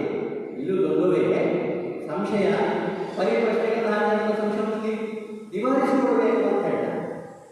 ಹಾಗೆ ಸಂಶಯವನ್ನು ಉಳಿಸಿಕೊಳ್ಳಬಾರದು. ಸಂಶಯ ಸಂಶಯ ಬಂದುಬಿಟ್ಟರೆ ಪರಿಪ್ರಶ್ನೆ ಮುಖಾಂತರ ಅದನ್ನು ಕ್ಲಿಯರ್ ಮಾಡಿಕೊಳ್ಳಬೇಕು. ಇಲ್ಲದಿದ್ದರೆ ಶ್ರದ್ಧೆ ಇಲ್ಲದೆ ಬರೀ ಸಂಶಯಾತ್ಮನಾದರೆ ಒಂದು ಲೋಟ ನೀರಿದೆ ನಮ್ಮ ಎದುರು, ಈ ನೀರು ಕುಡಿಯುವಾಗ ಇದು ಇಷ್ಟು ಚಂದದ ನೀರಿಲ್ಲ ಯಾವತ್ತು ನಮ್ಮ ಕಾರ್ಯದರ್ಶಿ ಆ ನೀರು ಕುಡಿದ್ರೆ ಸಂಶಯ ಆಗ್ತದ. ಒಳ್ಳೆ ಮಿಶ್ರಣ ಭೋಜನ ಇದೆ, ಹೀಗೆ ಸಂಶಯದಲ್ಲಿ ಅದು ಅಧೀನವೇ ಆಗುವುದು. ಹಾಗಾಗಿ ಇದನ್ನು ಸುಧಾರಣೆಗೆ ಸಂಶಯ ಹಾಗೆ ಹೋಗ್ತದೆ. ಒಬ್ಬ ವ್ಯಕ್ತಿಯಿಂದ ವ್ಯಕ್ತಿಗಳ ನಡುವೆ ಸಂಬಂಧದ ನಡುವೆ ವಿನಾಕಾರಣ ಸಂಶಯ ಬಂದರೆ ಸಂಬಂಧ ಹಾಳಾಗ್ತದೆ. ಸಂಬಂಧ ಹಾಳಾಗ್ತದೆ, ವ್ಯಕ್ತಿಗಳ ಸಂಬಂಧ ಸಮಾಜ ಹಾಳಾಗ್ತದೆ, ಕುಟುಂಬ ಹಾಳಾಗ್ತದೆ, ಸಮಾಜ ಹಾಳಾಗ್ತದೆ. ಇದನ್ನೇ ಕೃಷ್ಣ ಸಂಶಯಾತ್ಮನಿಗೂ ಇಲ್ಲ, ಪರಲೋಕವೂ ಇಲ್ಲ, ಸುಖವೂ ಇಲ್ಲ. ಆದ್ದರಿಂದ ಸಂಶಯ ಮಾಡಬಾರದು. ಸಂಶಯ ಯಾವುದು? ಜ್ಞಾನದಿಂದ ಸಂಶಯ. ಈ ಸಂಶಯ ಯಾಕೆ ಬರ್ತದೆ? ಜ್ಞಾನ ಇಲ್ಲ, ಅಜ್ಞಾನ. ಆ ಅಜ್ಞಾನವನ್ನು ನಿವಾರಿಸಿಕೊಳ್ಳುವುದು ಹೇಗೆ? ಯೋಗ ಸಂನ್ಯಸ್ತ ಕರ್ಮಾಣಿ ಜ್ಞಾನ ಸಂಕ್ಷಿಪ್ತ ಸಂಶಯಂ ಆತ್ಮವಂತನ ಕರ್ಮಾಣಿ ನಿಬದ್ಧಂತಿ ಧನಂಜಯ. ಯಾವತ್ತೂ ನೆನಪಾಗುತ್ತೆ ಸ್ವರ್ಣವತಿ ಸ್ವಾಮೀಜಿಗಳು ನಿಬದ್ಧಂತಿ ಧನಂಜಯ ವಿವರಣೆ ಕೊಡ್ತಾ ಇರುವಂಥದ್ದು ಗೀತಾ ಗೀತಾ ಅಭಿಯಾನ ಅದರಲ್ಲಿ ಅವರು ರೆಕಾರ್ಡ್ ಸ್ಪೀಚ್ ಆ ವಿಷಯ ಅವರು ಯಾವತ್ತೂ ಈ ವಿಚಾರ ಬಹಳ ಚಂದದ ನಿರೂಪ ಮಾಡ್ತಾರೆ. ಹಾಗಾಗಿ ಜ್ಞಾನಾತ್ಮಕ ಕರ್ಮಗಳು ಸುಟ್ಟು ಹೋಗುತ್ತವೆ. ಅದಕ್ಕಾಗಿ ಜ್ಞಾನ ಕರ್ಮಗಳನ್ನು ಮಾಡುವುದು. ಜ್ಞಾನ ಕರ್ಮಗಳನ್ನು ಮಾಡುವಲ್ಲಿ ಸಂಶಯ ಇದ್ದರೆ ಅವರು ಹಾಳಾಗಿ ನಾಶವಾಗಿ ಹೋಗ್ತಾರೆ. ಹಾಗಾಗಿ ತಸ್ಮಾ ಅಜ್ಞಾನ ಸಂಭೂತಂ ಕೃಷ್ಣಂ ಜ್ಞಾನಾಸಿನಾತ್ಮನಃ ಚಿತ್ವಯಂ ಸಂಶಯಂ ಯೋಗ ಉತ್ತಿಷ್ಟ ಭಾವ. ಹಾಗಾಗಿ ಅಜ್ಞಾನದಿಂದ ಉಂಟಾಗಿ ನಿನ್ನ ವಿಷಯದಲ್ಲಿ ನಿನ್ನ ಹೃದಯದಲ್ಲಿ ಇರುವ ಅಂದರೆ ಸಂಶಯವನ್ನು ಜ್ಞಾನದ ಚಕ್ರದಿಂದ ಕತ್ತರಿಸಿ ಬಿಸಾಡುವುದು. ಸ್ಪಷ್ಟವಾಗುವುದನ್ನೇ ಕತ್ತೆಯಿಂದ ಕತ್ತರಿಸಿ ಬಿಸಾಡುವುದು. ಯಾವುದಕ್ಕೆ? ಸಮ್ಯಕ್ ದರ್ಶನಕ್ಕೆ ಉಪಾಯವಾಗಿರುವ ಕರ್ಮಾನುಷ್ಠಾನ ಮಾಡೋದನ್ನು ಹೇಳಿದ್ದು. ಇಲ್ಲಿ ಅರ್ಜುನನಿಗೆ ಯಾವ ಕರ್ಮ? ಇಲ್ಲಿ ನಾವು ಅರ್ಜುನನಿಗೆ ಅಪ್ಲೈ ಮಾಡಿದ್ರೆ ಅರ್ಜುನ ಎಲೆ ಭಾರತ ಉತ್ತಿಷ್ಟ ಭಾರತ. ಈ ಭಾರತ ಅಷ್ಟೇ ಭರತನ ವಂಶದಲ್ಲಿ ಹುಟ್ಟಿದವನೇನು, ಅವನು ಎಂತಹವನಾಗಿದ್ದಾನೆ ಅವನಿಗೆ ನೆನಪು ಮಾಡು. ಆ ವಂಶದಲ್ಲಿ ಹುಟ್ಟಿದವ ನೀನು ಅದಕ್ಕೆ ಸರಿಯಾಗಿ ಕೆಲಸ ಮಾಡಬೇಕು. ದೊಡ್ಡ ವಂಶದಲ್ಲಿ ಹುಟ್ಟಿದ್ದಾನೆ ಅಂತ ಹೇಳಿದ್ರೆ ಆಗಿಲ್ಲ, ಪಂಡಿತ ಪುತ್ರ ಹೇಳಿದ್ರೆ ಆಗಿಲ್ಲ. ಅದಕ್ಕೆ ತಕ್ಕಾಗಿರಬೇಕು. ಈ ಜಾತಕದ ಕಥೆಗೂ ಅಷ್ಟೇ ನಮಗೆ ಗೊತ್ತಲ್ಲ. ಹೀಗೆ ಒಂದು ಕಾಲಕ್ಕೆ ಹೇಗಿತ್ತು ಅಂತ ಹೇಳಿದ್ರೆ ಬ್ರಾಹ್ಮಣ ಮಗ ಪೂಜೆ ಪುರಸ್ಕಾರ ಮಾಡುವುದು. ಆಗ ಈ ಬಗೆಯ ಒಂದು ಸಾಮಾಜಿಕವಾಗಿರತಕ್ಕಂಥ ಇಂಟರ್ನೆಟ್ ಸೌಲಭ್ಯಗಳಿಲ್ಲ. ಸಣ್ಣ ಸಣ್ಣ ಕುಟುಂಬಗಳಿತ್ತು, ಹೆಚ್ಚಿಗೆ ಹೋಗುವಂತಹ ಅವಕಾಶಗಳಿಲ್ಲ. ಆದ್ದರಿಂದ ಅಲ್ಲೆಲ್ಲ ಏನು ಮಾಡ್ತಾ ಇದ್ದದ್ದು? ಸಾಮಾನ್ಯವಾಗಿ ಬ್ರಾಹ್ಮಣ ಮಕ್ಕಳು ಬ್ರಾಹ್ಮಣ ಸಾಂಪ್ರದಾಯಿಕ ಬಂದಂತಹ ವೃತ್ತಿ. ಒಬ್ಬ ಬಡಗಿಯ ಮಗ ಸಾಂಪ್ರದಾಯಿಕ ಕೃಷಿಕರ ಮಗ ಕೃಷಿ ಕಾರ್ಯಗಳನ್ನು ಮಾಡ್ತಾ ಇದ್ದರು. ಒಬ್ಬ ಅಂಬಿಗರ ಮಗ ಅಂಬಿಗರ ಕಾರ್ಯಗಳೇ ಮಾಡ್ತಾ ಇದ್ದವು. ಅಂದರೆ ಅದು ಜಾತಿಯ ಕರ್ಮ ಅನ್ನಲ್ಲ, ಅದು ಒಂದು ಬಗೆಯ ವಿಭಾಗ ಕರ್ಮ ಆವಾಗ ಇತ್ತು. ಆದರೆ ಈಗ ಹಾಗಲ್ಲ. ಈಗ ನಮ್ಮದು ಸಣ್ಣ ಸಣ್ಣ ಕುಟುಂಬಗಳಾಗಿ ಸಣ್ಣ ಸಣ್ಣ ಇದಲ್ಲ, ಈಗ ವಸುಧೆಯೇ ಕುಟುಂಬ ಆಗಿತ್ತು. ಇವತ್ತಿನ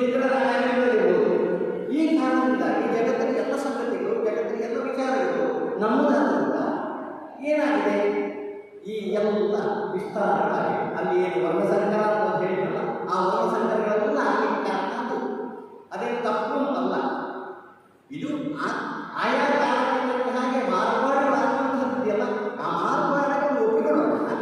ಆ ಮಾರ್ಪಾಡುಗಳನ್ನು ಮನಸ್ಸು ಸುಟ್ಟು ಹಾಕಿದರೆ ಹೋಯ್ತಾ, ಅದರ ವಿರುದ್ಧದನ್ನು ಬಿಟ್ಟು ಹಾಕುವ. ಯಾಕೆ ನಮ್ಮ ಸಂವಿಧಾನವೇ ತಿದ್ದುಪಡಿಯಾಗಿದೆ, ಅದ್ಭುತವಾದಂತಹ ಸಂವಿಧಾನ, ಕಾಲಕಾಲಕ್ಕೆ ತಿದ್ದುಪಡಿ ಮಾಡ್ತಾ ಇರ್ತೇವೆ ಅಲ್ವಾ. ಆ ಬಗೆಯಲ್ಲಿ ಇದು ಮನುಸ್ಮೃತಿಗೂ ಒಂದು ಬಗೆಯ ಸಂವಿಧಾನವಾಗಿತ್ತು. ಅದು ಆ ಕಾಲಕ್ಕೂ ಬಿಟ್ಟು ಹಾಕಿ ಈ ಕಾಲಕ್ಕೆ ಏನಾಗಿತ್ತು ಬದಲಾವಣೆ ಮಾಡ್ಕೊಂಡು ಹೋಗ್ಬೋದು. ಅದಕ್ಕಾಗಿ ಸುಟ್ಟು ಹಾಕೇ ಬಿಡಬೇಕಾಗಿಲ್ಲ ಅಂತ ಹೇಳೋದು. ಅದನ್ನು ಏನು ಮಾಡಿದ್ರೆ ಗೊತ್ತಾಗಬೇಕಾಯ್ತದೆ. ಕಾರಣ ಇಲ್ಲದೆ ನಾವು ಇನ್ನೊಬ್ಬ ವಿಚಾರವನ್ನು ವಿರೋಧಿಸುವಂಥದ್ದು, ಅದು ವಿರೋಧಿಸಬೇಕು ಅಂತ ವಿರೋಧಿಸುವುದಕ್ಕೆ ಇದು ಒಂದು ಬಗೆಯ ವಿಚಾರ ಇತ್ತು ಆ ಕಾಲಕ್ಕೆ. ಅದೇ ಪ್ರಕಾರ ಹಾಗೆ ತತ್ವಬಂಧಗಳು ಹೋಗ್ತಾ ಇದ್ದವು. ಈಗ ಬದಲಾಗಿದೆ, ಬದಲಾದ ಕಾಲಕ್ಕೆ ಬದಲಾದನ್ನು ಸ್ವೀಕರಿಸುವ ಮನೋಭಾವ ಬಂದಿರಲಿ. ನ್ಯಾಯದ ಹಾದಿಯಲ್ಲಿ, ಸಂಸ್ಕೃತಿಯ ಹಾದಿಯಲ್ಲಿ ಸಮಾಜ ಚೆನ್ನಾಗಿ ಮುನ್ನಡೆಯುವುದಾದರೆ ಆ ಮುನ್ನಡೆಯುವಿಕೆಯಲ್ಲ ಬದಲಾವಣೆ ಬೇಕು ನಮಗೆ. ಬದಲಾವಣೆಗಳ ಸಮಾಜ ಅದು ಕಟ್ಟಿಗೆ ಸಹಜವಾಗಿ ನಮ್ಮ ಮಕ್ಕಳು ಈಗ ನಾನು ಉದಾಹರಣೆಗೆ ಜ್ಯೋತಿಷಿಗಳ ಮೊಮ್ಮಗ, ಜ್ಯೋತಿಷ ಗಂಧರ್ವನಿಗೆ ನಾನು ಅದನ್ನು ಮಾಡ್ತಾ ಇದ್ದೆ. ನಾನು ಉದ್ಯೋಗ ಮಾಡಿದ್ದು ಅಧ್ಯಾಪಕ, ನನ್ನ ಮಕ್ಕಳು ಅಧ್ಯಾಪಕರಿಲ್ಲ. ನಾವು ಅದನ್ನು ಹಾಗೆಯೇ ಮುಂದುವರಿಸ್ತಾ ಹೋಗ್ತೇವೆ, ಖಂಡಿತ ಆಗುವುದಿಲ್ಲ. ಈಗಿನ ಕಾಲಕ್ಕೆ ಬದಲಾವಣೆ ಆಗ್ತದೆ. ಇದು ಆರ್ಮಿ ಸೈನ್ಯದಲ್ಲಿದ್ದಾನೆ, ಇನ್ನೊಬ್ಬ ಬ್ಯಾಂಕ್ನಲ್ಲಿದ್ದಾನೆ, ಮತ್ತೊಬ್ಬ ರಿಸರ್ಚ್ ಮಾಡ್ತಾ ಇದ್ದಾನೆ. ಅಂದರೆ ನಾನು ನನ್ನದನ್ನು ಹೇಳ್ತಾ ಇದ್ದೇನಲ್ಲ, ವಿಚಾರ ಹೀಗಿದೆ. ದೃಷ್ಟಾಂತಗಳನ್ನು ನಾವು ಕೊಡುವಾಗ ನಿಜವಾದ ದೃಷ್ಟಾಂತಗಳನ್ನು ಕೊಡಬೇಕು. ಕಾಲಕ್ಕೆ ಏನು ಬರ್ತದೆ, ಇಲ್ಲಿ ಕೃಷ್ಣನು ಅದನ್ನೇ ಹೇಳಿದ್ದು, ಅವನು ಯಾವುದು ಈಗ ವಿದ್ಯಮ ಅಂತ ಹೇಳಿ ಹೀಗೆ ಅಂತ ಹೇಳ್ತಾ ಇದ್ದ. ಕರ್ತವ್ಯ ಮಾಡ, ಈ ಕರ್ತವ್ಯ ಮಾಡಲು ವಿಮುಖನಾದರೆ ಒಬ್ಬ ಸೈನಿಕ ಮಾಡಿದ ಕರ್ತವ್ಯ ಅವನೀಗ ಭಯೋತ್ಪಾದಕ ಮುಂದೆ ಹಾಕ್ತಾನೆ, ಅವನಿಗೆ ತಾಪಲೇ ಇಲ್ಲ. ಒಬ್ಬ ವೈದ್ಯರು ಸೂಚಿ ಚುಚ್ಚುತ್ತಾರೆ ಅಥವಾ ಒಣವಾದಂತಹ ಬಿಸಾಡ್ತಾರೆ, ಅದರಲ್ಲಿ ಖಂಡಿತವಾಗಿ ಅವನಿಗೆ ತಾಪಲೇ ಇಲ್ಲ. ಅವನು ಮಾಡಿದ ಸಾಧುವುದು. ಹಾಗೆಯೇ ಅವನವರ ವೃತ್ತಿ ಗೌರವಕ್ಕೆ ತಕ್ಕಂತೆ, ಆಯಾ ಸಮಯಕ್ಕೆ ತಕ್ಕಂತೆ, ಕಾಲ ದೇಶಕ್ಕೆ ತಕ್ಕಂತೆ ಮಾಡುವ ಕರ್ತವ್ಯವನ್ನು ಮಾಡಬಾರದ ಕರ್ತವ್ಯವನ್ನು ಮಾಡ. ಈ ಮಾಡಬೇಕಾದ ಕರ್ತವ್ಯ ಮತ್ತು ಮಾಡಬಾರದ ಕರ್ತವ್ಯ ಗೊತ್ತಾಗುವುದು ಹೇಗೆ? ವಿವೇಕದಿಂದ. ಆ ವಿವೇಕವನ್ನು ಜಾಗೃತಗೊಳಿಸುವ ಬಗೆ ಏನು ಅಂದರೆ 4 ಬಗೆಯಲ್ಲಿ ಜ್ಞಾನವನ್ನು ಪಡ್ಕೊಳ್ಳಿ ಅಂತ ಹೇಳಿದರು. ಈ ಎಲ್ಲ ವಿಚಾರಗಳು ಭಗವದ್ಗೀತೆಯ 4ನೇ ಅಧ್ಯಾಯದಲ್ಲಿ ನಾವು ಗಮನಿಸಬೇಕಾದ ಸಂಗತಿ. ಸಂಶಯದಿಂದ ಪ್ರಾರಂಭವಾಗಿ ಸಂಶಯ ಮುಕ್ತನಾಗಬೇಕಾದರೆ ಹೇಗೆ ಅಂತ ಹೇಳುವುದನ್ನು ಕೃಷ್ಣ ಇಲ್ಲಿ ಹೇಳಿ ಅರ್ಜುನನಿಗೆ ತನ್ನ ಕರ್ತವ್ಯವನ್ನು ನೆನಪು ಮಾಡಿಕೊಟ್ಟಿದ್ದಾನೆ ಅಂತ ಹೇಳುವ ಈ ಭಾಗವು ಇಲ್ಲಿಗೆ ಸಮಾಪ್ತಿಗೊಳಿಸಲಿಕ್ಕೆ ನಾನು ಮನ ಮಾಡಿದ್ದೇನೆ. ಎಷ್ಟು ಹೇಗಾಗಿದೆ ಏನು ನಾವು ಗೊತ್ತಿಲ್ಲ ನಮಗೆ, ಯಾಕಂದರೆ ಇದು ತಿಳಿಯಲಿ ಸಂತೆ ಹೊತ್ತಿಗೆ ಆದರೂ ಒಳ್ಳೆಯದಾದರೂ ಅದು ಒಳ್ಳೆಯದಾದ ನಿಮಗೆ ಒಳ್ಳೆಯದಾಗಿ ನನಗೆ ಅಂತ ಅಂದ್ಕೊಂಡು 4ನೇ ಹೇಳಿದ ತಮಗೆಲ್ಲ ಪ್ರೀತಿಪೂರ್ವಕವಾದ